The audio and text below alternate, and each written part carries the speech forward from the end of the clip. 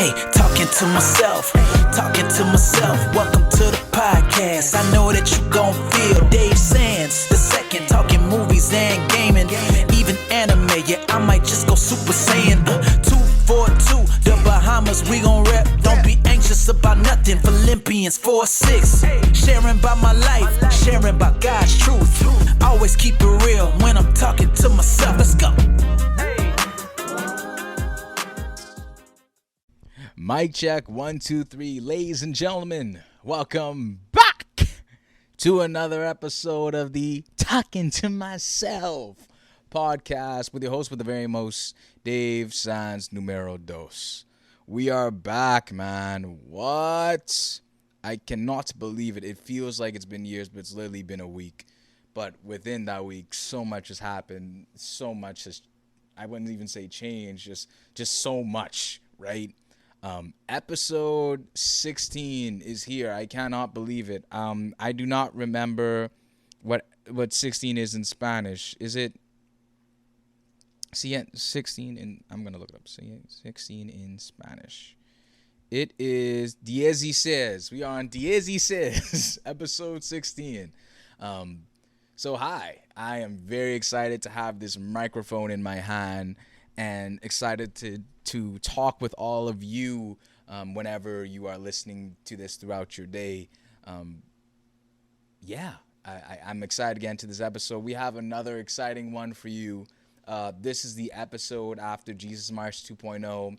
So I'm going to be sharing my thoughts and emotions with that. We're also going to be talking about kind of grieving expectations, something that I've been thinking about for the last few days. As well as a funny story that happened to me today. If you're new here, hi, welcome. If you're listening to this on YouTube, subscribe, turn on that notification bell so you don't miss another episode. And if you're listening to this on Spotify, Apple Podcasts, or wherever you get your podcasts, leave a 5-star review. DM me, Dave underscore Sands with 2 I's at the end. Let me know what you think of this week's episode. And yeah, we move and let's get into it, man. So I have this thing, I wouldn't say this, life has this thing for me where I see a lot of funny things. And I love seeing funny things. One in particular happened when I was coming home today. And so I was coming home, after a great day at work, and I saw a truck. And the truck, I don't know if it had like a bunch of stuff in it, but it had like, I guess some groceries or whatever in it. And so, because it's like really windy today, I would like to assume that the wind picked up this item. So the wind took up this 4 stack of tissue. It's still sealed, and it literally landed upright on the left side of the road in the grass. And I thought to myself, should I take it? I saw the tissue pack drop out of the truck on the left side of the road, and I was just like, do I take this? Is that the car equivalent of finding $1 on the side of the road? Instead I just find a 4-pack of Charmin Ultra, less is more type thing. I would love to hear if you're listening to this, message me, comment in the comment section below. Would you have taken the tissue? Should I have pulled to the side and picked up the tissue? I don't, is that my blessing? I don't know. You know what I'm saying? In today's economy, what's that, $6? That's the equivalent of $6, bro. I could have flipped that on eBay for 10 or something. So I just found that funny how I literally was just driving as if it was a normal day, and before you know it, it just fell out. It just fell out the truck, bro. So I was just man, I didn't want to be that guy. You know what I mean? I didn't want to be that guy who stops the side of the road and pick up the tissue. I didn't I don't want to. Is that stealing? I don't know. Is it fair game when it hits the grass? I don't know. But I just found that hilarious. Literally, Charmin or whatever tissue brand it was fell out the car, fell upright on the left side of the road, and I literally passed. I was just man, I should probably get this. For me, I don't know. But that was the hilarious part of my day, and funny stuff I see all the time, and I'm just man. So, I mean, this is my podcast. I said I was going to share some funny stories, so I hope you found that hilarious.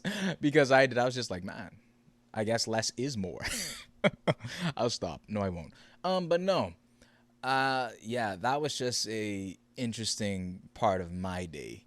But now we could finally get into like the main meat of today's episode. And I mean, I've been talking about this for, I mean, how many times I talk about Jesus? Like, okay, like the last two episodes. So, Jesus March 2.0 was in episode 14 and 15. Frankly, because I was marketing it to the best of my physical abilities. But now I'm on the other side of Jesus March 2.0, and so I could kind of take in like what like what happened and how I feel, and all the emotions that I experienced on the march and after the march. So for those who may be listening for the first time, I could give another brief recap of Jesus March 1.0. Okay, here we go. Jesus March 1.0. Jesus March 1.0 was put on by a Christian youth organization called IOT, led by one of my, I could say, good friends now, Beijing Rogers. And so the premise of the organization is essentially that it's our turn as youth to spread the gospel of Christ, look out for the less fortunate, things of that nature. And so in August this year, I could say we because I'm a leader in the organization. So we put on this was probably before I even joined, but I'll say they put on an event called Jesus March, right? And so essentially what we did was just march the streets of Nassau, giving out tracts, holding up signs, playing Christian music, and just spreading the gospel to those who are awake and there, and make an impact in that way. And so the first one to me was extremely fun. It was a good time. It was extremely enjoyable. Did a lot of jumping up and down. Vibes were absolutely immaculate, and that proceeded to me joining the organization as a servant in the mental health department, and then after that, after working with an amazing team for X amount of months, I think about maybe like 2 months or so, I decided to become a leader within the organization, and the rest is history. We ride off into the sunset. And so, yeah, I that march for me changed my life in so many ways. It has allowed me to, give back to my community, understand that it ain't always about me all the time, and really make an impact for the Lord. And so, that's how I got started with IOT and what Jesus March 1.0 means for me, right? And so now we're fast forwarding to Jesus March 2.0, and I think in the last episode I talked about humility, right? I can't remember which passage of scripture I referred to. I can't remember at all. I'm so sorry. But I spoke about humility and essentially how I felt like my purpose, I guess, for Jesus March 2.0 was for me to humble myself to the nth power so I could reach out to as many people to come out to the march, because selfishly, and it was selfish, but selfishly, I wanted to bring out as many people as possible, because now that I'm a part of IOT, I'm in the organization, I have stake in the game, in the sense of I want this march to go extremely well. So this was my first time as a leader that I will be, participating in the march. So it felt different for me, and it was different for me. And so I've never marketed something so much. I made multiple Instagram posts, put it on my LinkedIn. I even put it on Facebook, y'all. I don't use Facebook anymore, dog. The only thing I use Facebook for is for birthday alerts, because I am terrible with dates and names. So it really helps me to remember birthdays. I'm sorry. I'm just being honest. It's my show. But that's what I use Facebook for. So I even made a post on Facebook about it, bro. So I was really trying to get people out. And so I remember that week in particular, which was last week, so it's very much still in my mind. I could remember that week in particular, the amount of energy that I had. Like, my mind was so centered on the Saturday when it was happening. Like, how was the weather going to be, and who's actually going to show up, and all these different emotions and feelings. Actually, the night before, we had a prayer for the munch as a group, and we had others join as well, who we invited out, and we marketed that as well. And after that, after we did the prayer and had our discussion, we said our goodbyes. That evening, I was actually able to like kind of calm down a little bit and relax as well. And so that night when I went to bed, it kind of felt like how I always feel when I travel. Like, I'm excited. I have a lot of energy. I could barely sleep. Like, within the leadership team, we were set to wake up, to meet at our leader's house and have breakfast, prayer, things of that nature. So we were going to meet there for 6. So I was tossing and turning. I think the first round I woke up around 2:27. After that was like 3:30, and then once it got to like 4:30, bro, like really and truly, I couldn't sleep anymore. It was go time, mate. Like, think about this, y'all. Like, you think about one thing for like 3 weeks straight, and it's now time to actually get there, bro. It's time to move. It's time to actually put on the thing that you've been thinking about. And so my mind was just set. I was dead set on it. Like, I was ready to go. And so, Saturday morning we had the prayer. I had some breakfast, and by that time it was around 7:00. So the team headed out to Arawak for around like 7:15, 7:30. And we just kind of gathered energy. When the truck with the DJ with the music came in, then that's when we started to vibe a little bit. Then people started to show up, and before you know it, we were on the march, and a lot of things were happening on the march, man. The march was very exciting and interesting for me, and for me, I was trying to figure out my purpose on the march, if you will, because I'll get into that next part later. But I saw like so many things happening. Number one, obviously the dancing and the singing.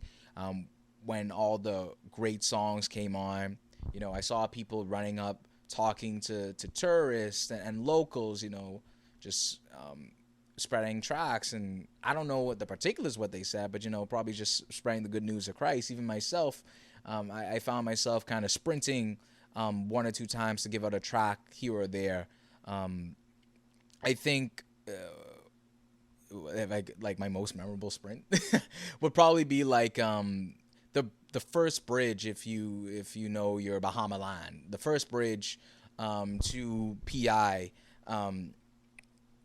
It's if you're like driving up onto that bridge, you would know that to the left hand side there is the left hand side the left hand side is a church, and to the left hand of that, there's like a big open lawn of like grass or whatever. So I saw a guy like mowing the lawn.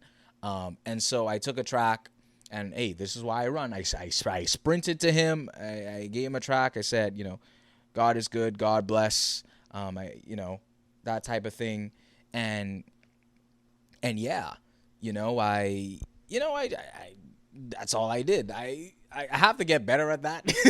I didn't really know what to say, but I learned it's kind of like not how you say, but like just kind of your presence could be a blessing to someone, and yeah. But we were giving out tracts. We saw people get saved, and we saw people being affected by the Holy Spirit, and just seeing all of that is crazy. Like, it's absolutely amazing, to see that, and just kind of enjoy what the march was. So it was really fun for me. Like, I had a lot of fun jumping up and down, and just taking it all in, bro. It was a good time. We did about 7 miles on my watch. It said like 7.7 miles. And that was about 18,000 steps. If I could get like like the true. Can I find the true number? I think I can. Let me get that true number. Give me a sec, y'all. Okay, let's go into the fitness app. Okay, so if we go into Saturday, yeah, 7.71 miles, 18,208 steps. Oh my gosh. That's crazy. So yeah, it was a lot of running. It was well, not even running. It's a lot of walking. There's a lot of jumping on up and down. There's a lot of dancing. There's a lot of singing. If you know me personally, I like a good time. I like to dance. I get a little crazy here and there. So it was good, man. It was good. Legs were dead afterwards, though. Body was capsized after that. After that, got a beautiful pepperoni pizza and some cheesy bread and ate that, and then I conked out. And then I woke up like an hour or two later, and then I relaxed for the rest of the day. But the march itself was definitely enjoyable, like I said. It was good. It was fun. I think we accomplished what we were supposed to do, and we had a fun time doing it. One thing I didn't realize, though, what was going to be like the aftermath of the march was kind of like the exhaustion that I felt. Like, it was going to be, like, I didn't realize I was going to be that tired, you know? Like, I didn't realize that at all. I was drained, y'all. I was so tired. I definitely felt it on Monday this week for sure. And I think I actually found like how can I put this? I found like I was losing it a little bit on Monday because like I didn't slow down.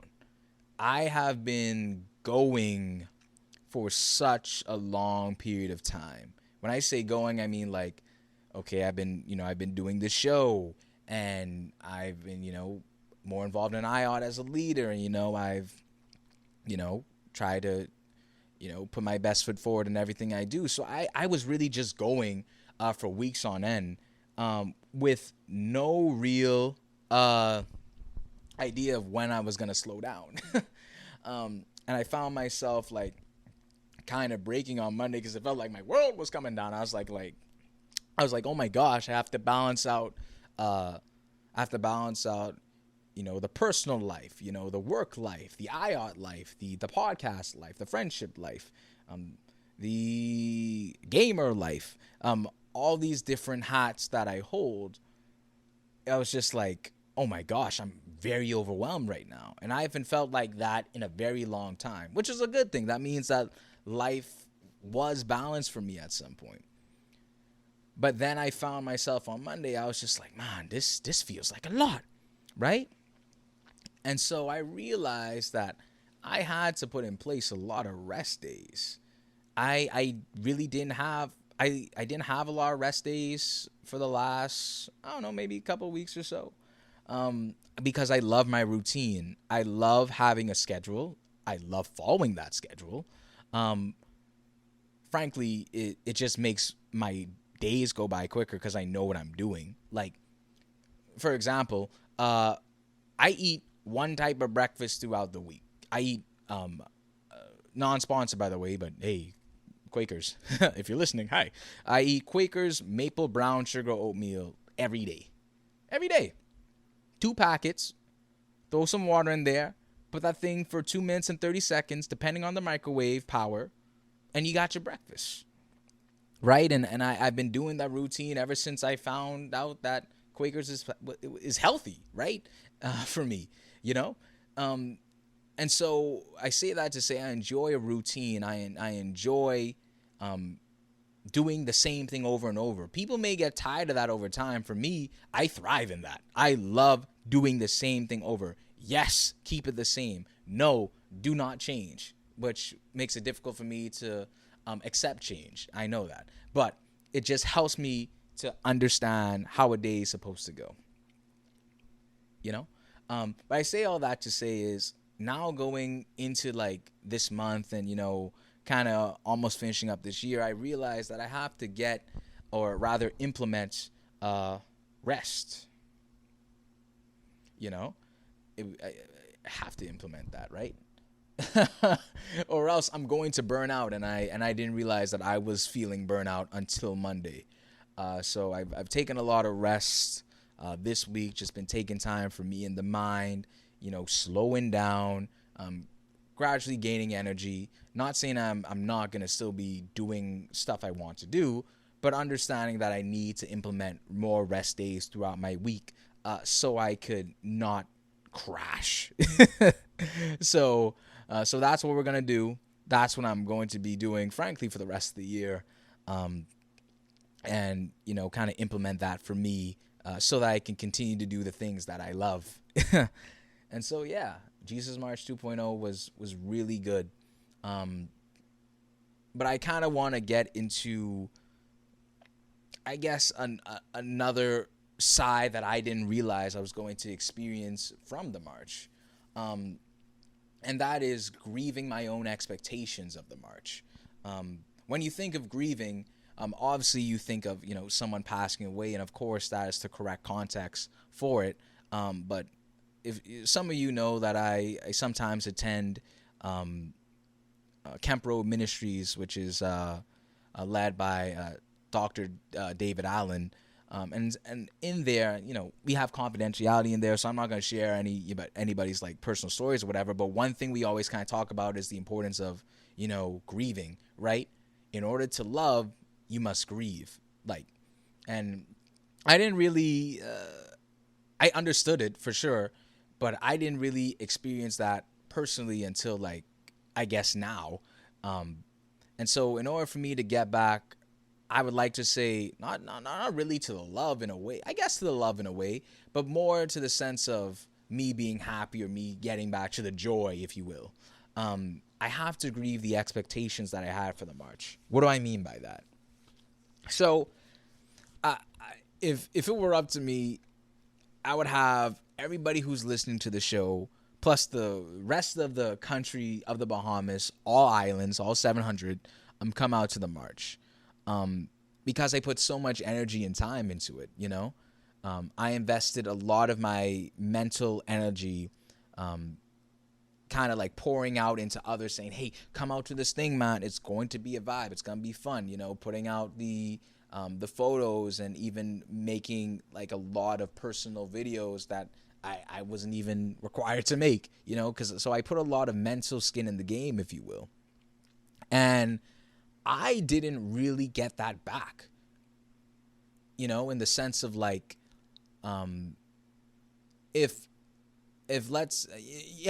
didn't really get that back in the sense of not everybody was able to show up. And this is not a slight to anyone who couldn't make it. And this is me learning this too.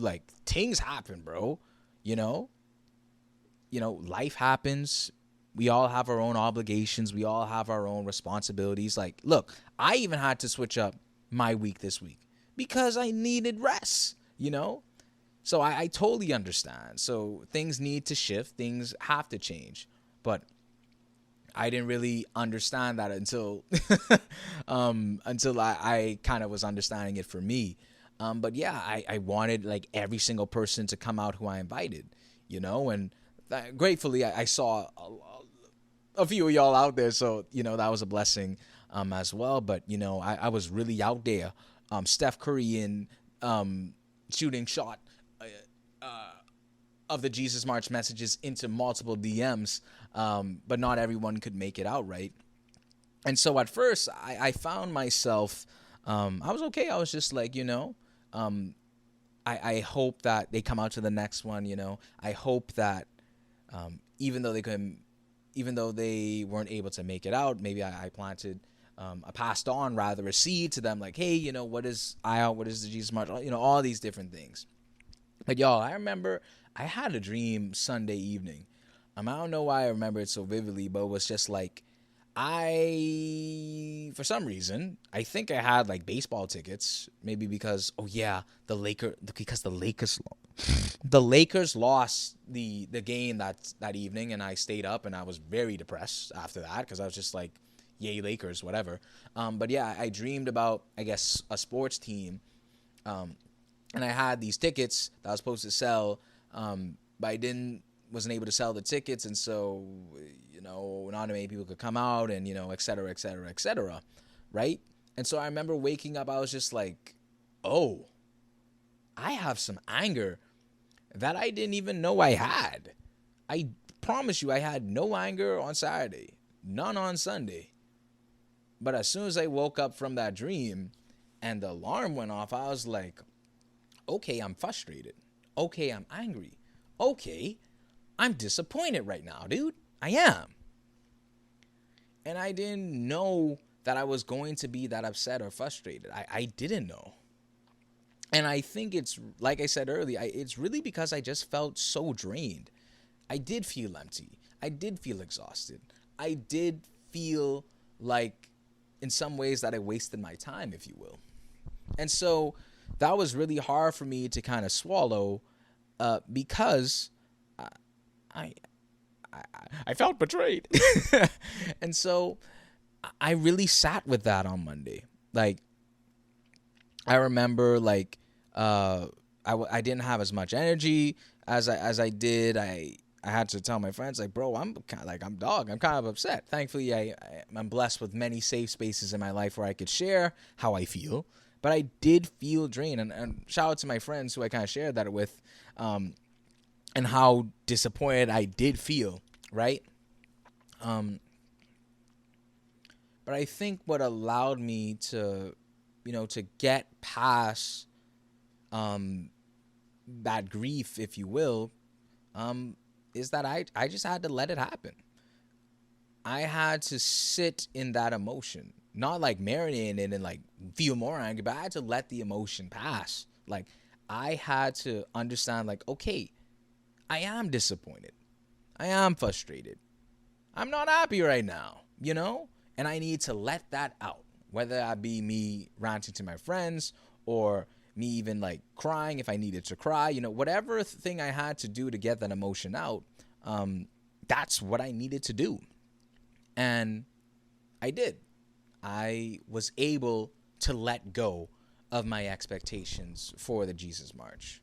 And I know that's like a weird type of way to say it, but I had to. I had to let go of the expectation that I was going to have like 80 people with me who I invited out. The expectation that we were going to have more people there. All of that, I just had to let go. I had to let go of the animosity that I had towards my own expectations. And so, yeah, it was something that I had to do. And to some degree, I'm still doing. Definitely not as... It's not as heavy as it was on Monday, but I'm almost there. I think I'm like at 99%, hopefully. And I think, frankly, too, for some reason, I felt like I was carrying such a burden for this march. I don't know why I felt like Jesus March 2.0 was on my shoulders. It really wasn't on my shoulders. It wasn't at all, in no capacity. Yes, I have some skin in the game because I'm a part of ION and I want it to go well, but there was no one saying, Dave, this march's success is on you. I did that on myself. Well, what I should have done, really and truly, I should have talked more about it. I should have said that I'm feeling the burden, that I am feeling the stress of the march. I should have shared that with my team. I should have shared that with family, and friends and whomever, so I could relax a little bit, So that's, hindsight, I guess now was 2023. So now I understand that, we don't have to carry these burdens by ourselves. Number one, we could give it to the Lord. I should have done that in the first instance. Like, hey, Lord, take this burden off me. Let the march be what it's supposed to be for you. And in the second instance, I should have just said, hey, friend, family member, colleague, this is how I feel. Do you have the mental capacity to take some of this pain off of me so I could feel better? I should have just done that, right? So I learned that from this march, and I hope that could be helpful to some of you listening to this. We don't have to take these burdens by ourselves, y'all. Mine was Jesus March 2.0. I don't know what y'all personal burdens may be, but you don't have to take them by yourself. Ooh, I just remembered a verse. I didn't even have a passage of scripture. Was it? Cast your... Is it... Oh, yeah. Come on now. Come on. 1 Peter 5, verse 7. Yeah, 1 Peter 5, verse 7. I literally just came off the dome. This just came. The new... I'll do New Living Translation, and I'll do NIV because I actually memorize NIV. Anyway, so New Living Translation, because that's the Bible I usually read nowadays. It says, for 1 Peter 5, verse 7, give all your worries and cares to God, for he cares for you. New International Version of that same verse says, cast all your anxiety on him because he cares for you. Dude, this is I was carrying so much anxiety, and I love anxiety verses because I be worrying so many times. So this is gonna be another one for me. Other anxiety verses that I know. Philippians 4, verse 6. Don't be anxious about anything, but in every situation by prayer and petition with thanksgiving present your requests to God. 2 Timothy 1, verse 7. For the Lord hath not given us the spirit of fear, but one of power, love, and a sound mind. I call these the anxiety verses for me because that's what they are. And as someone who kind of gets worried about things, I should have remembered them verses. I really should have been meditating on those verses. Truthfully, I have not been as diligent in the word as I usually am. So, I got to get back to that as well. But yeah, man, I think this definitely ties. So yeah, y'all. Let's cast these burdens, cast all this anxiety we got. Give it to God. Let's ease our backs a little bit, man. So that, we could relax, bro. So that we could be calm. So that we don't have these mental breakdowns, bro. You know what I mean? I think the more times that we do that we cast our anxiety and our worries to God, we'll live a more fruitful life. And in that same breath, if you are worried, talk to someone about it. That's what I do when I'm worried. Talk to my family. Talk to my friends, someone you feel comfortable in sharing those burdens with. And, life feels a lot more sweeter, So, yeah, man, I think that kind of ties all my Jesus March talk, which is, absolutely amazing. On the flip side, I keep saying it's amazing because it was. My family came out there, so that was really cool. People that were able to come out that I spoke to, it was so cool, and it was just a fun time, man. So I guess the real question is, what's next? Well, it's the holiday season. My favorite time of year. And so, going forward, we're gonna be getting into some holiday content. Definitely, bro. I got some ideas in the bag, and so I'm excited to do that. But for now, we get back to some level of normality, whereby I could get my life together in terms of a schedule, being podcast schedule and working out schedule, and, friendship, spending time with people schedule, all these different things that I can now bring back now that Jesus March 2.0 was an absolute success. So, yeah. But I think that's where we will end on today's episode. Man, it feels so good to be back on a mic, y'all. Y'all don't even know. It feels good to talk with y'all once again. I appreciate all those who've been listening, man. I get a lot of stats about the show. Y'all still listening, man. So I hope this new piece of content was absolutely amazing and a blessing to all of you. I hope you all have a beautiful day, weekend, morning, evening, or afternoon when you're all listening to this. And until we meet again, and until the next one, I'm going to talk to you later. See la. We move. Woo!